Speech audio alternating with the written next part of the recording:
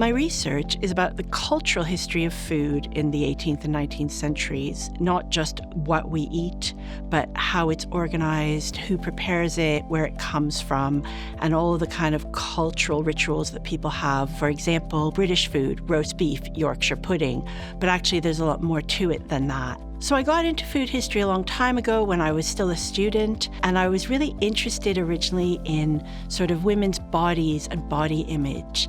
And through that, I got into questions around eating and why is it, for example, that women felt constrained throughout history to eat maybe less than they absolutely wanted at the dinner table. That led me to think not just about gender, but also about social class. Of course, it makes sense that people who are wealthier have access to more food than people who are poorer.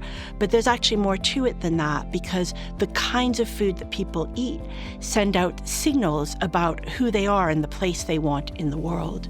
You may never have thought about why it is that in your country you eat the foods that you do.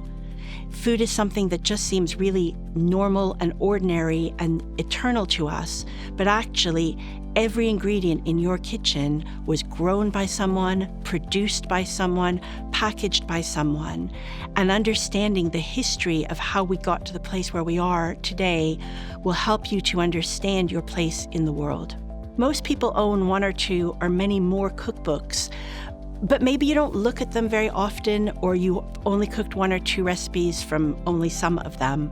But I really want you to look at those cookbooks as carrying broader stories about the culture that you live in and the kind of person that your cookbook writers are thinking that you are. I was really pleased to be invited to do a TEDx talk this year because I love to talk about cookbooks, but I also really want the chance to kind of surprise people and make them look at their cookbooks slightly differently than they have before.